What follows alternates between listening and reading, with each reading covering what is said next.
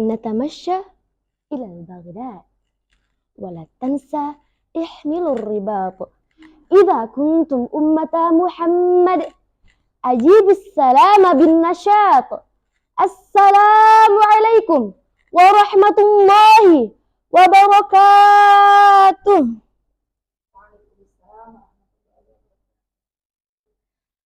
Segenap Dewan Guru, Dewan Juri yang arif dan bijaksana, Ustadz-ustadzah yang saya hormati, dan sahabat pentas PAI yang saya cintai. Bismillahirrahmanirrahim. Alhamdulillahilladzi bini'matihi tatimmus shalihat wa bil amali wat ta'ati tatimmul hayat wa tatanazzalul barakat. Asyhadu an la ilaha illallah wa asyhadu anna Muhammadan abduhu wa rasuluh. Allahumma salli wa sallim ala sayyidina Muhammad wa ala alihi wa sahbihi wa man ittaba'a tharahul baqiyat.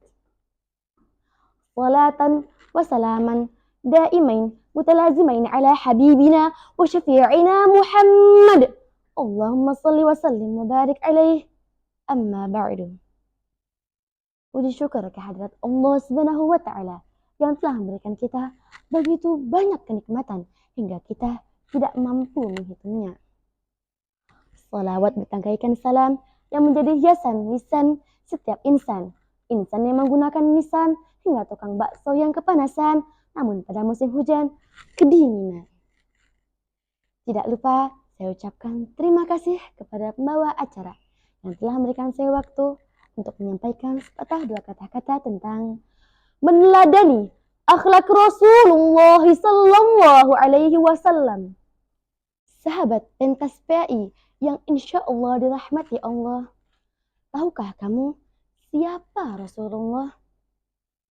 Ada istilah tak kenal maka tak sayang maka tak cinta.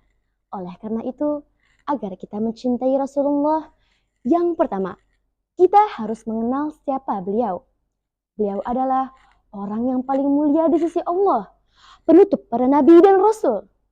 Beliau adalah Nabi Yuna Muhammad sallallahu alaihi wasallam. Allahumma salli wa sallim wa barik alaihi.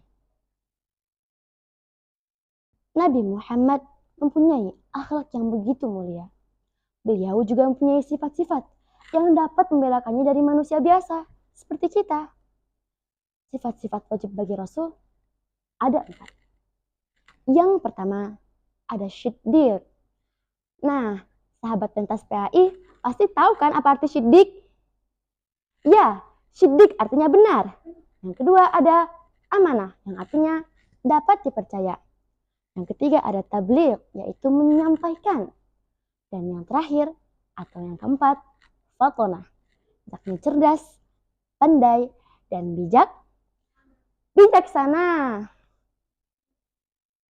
Rasulullah tidak hanya mempunyai sifat-sifat wajib, beliau juga mempunyai akhlak-akhlak yang begitu mulia. Oleh karena itu, akhlak tersebut bisa kita jadikan pedoman dan juga sebagai suri tauladan. Sebagaimana Allah berfirman dalam surah Al-Ahzab ayat 21 yang berbunyi, A'udzu billahi minasyaitonir rajim. Bismillahirrahmanirrahim. Laqad kana lakum fi Rasulillahi uswatun hasanah. Yang mempunyai arti sesungguhnya telah ada pada diri Rasulullah suri tauladan yang baik bagimu. Yang kedua, sahabat pentas PAI di sini, adakah yang tahu apa yang kedua? Yang kedua adalah membenarkan dan meyakini setiap yang beliau katakan. Karena beliau memiliki gelar Asy-Syiddiq yang artinya benar dan Al-Amin yang artinya dapat dipercaya. Sebagaimana dalam Al-Quran surah An-Najm ayat 3-4. A'udzu billahi minasyaitonir rajim. Bismillahirrahmanirrahim. Wa ma yantiqu 'anil hawa in huwa illa wahyu yuha. Dan tiadalah yang diucapkannya itu menurut kemauan hawa nafsunya. Ucapannya itu tiada lain hanyalah wahyu yang diwahyukan kepadanya. Yang ketiga, jikalau tadi sudah membenarkan, sekarang waktunya untuk mentaati. Mentaati apa? Mentaati segala yang diperintahkannya dan menjauhi segala yang dilarangannya. Sebagaimana Allah berfirman dalam surah An-Nisa ayat 80 yang berbunyi, A'udzu billahi minasyaitonir rajim. Bismillahirrahmanirrahim. May yuti'ir rasul faqad ata'a Allah. Yang artinya, barang siapa mentaati Rasul itu, maka sama saja ia dengan mentaati Allah.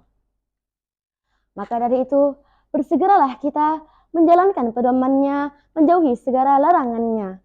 Beribadalah dengan syariatnya, beribadalah kepada Allah dengan tata cara yang telah diajarkan oleh Nabi Yuna Muhammad sallallahu alaihi wasallam. Dan yang terakhir, hayo, ada yang tahu apa yang terakhir?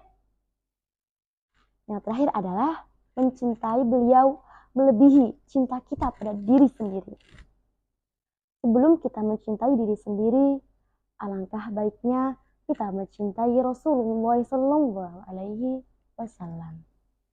Sahabat pentas PHI yang insya Allah dirahmati Allah, tahukah kalian ada sebuah kisah di mana kita dapat mengambil hikmahnya, yaitu ketika Rasulullah berpapasan dengan seorang pengemis buta.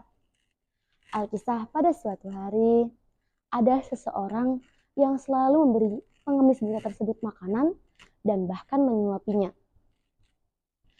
Nah, tapi si pengemis buta ini adalah orang yang sangat membenci Rasulullah. Dia selalu mencaci maki dan bahkan menghasut orang-orang di sekitarnya untuk turut serta dalam membenci beliau. Bahkan si pengemis buta ini berkata kepada orang yang memberinya makan, "Wahai saudaraku, jangan kau dekati Muhammad. Dia itu orang gila, dia itu pembohong, dia itu tukang sihir. Apabila kamu mendekatinya, niscaya kamu akan terpengaruh olehnya." Setelah beberapa hari semenjak kejadian tersebut, orang yang memberinya makan tidak kunjung kembali. Bahkan sampai membuat si pengemis buta itu kelaparan. Pada esok harinya, ada orang yang berinya makan dan menyuapinya. Tapi si pengemis buta itu sadar bahwasanya orang itu berbeda dengan orang yang sebelumnya memberi makan.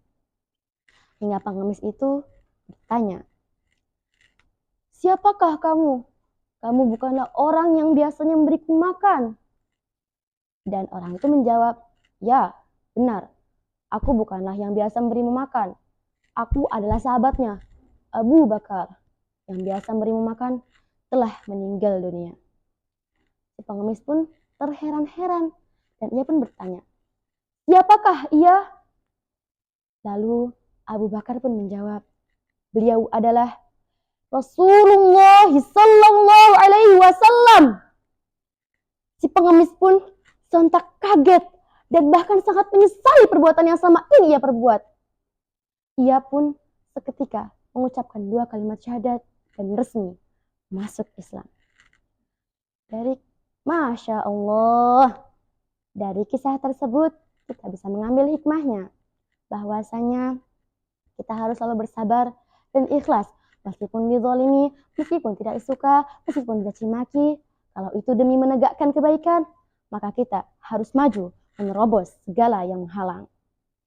Semoga kita bisa mengambil hikmahnya, meneladani akhlak Rasulullah, dan menjadi salah satu golongan yang dirindukan surga. Amin.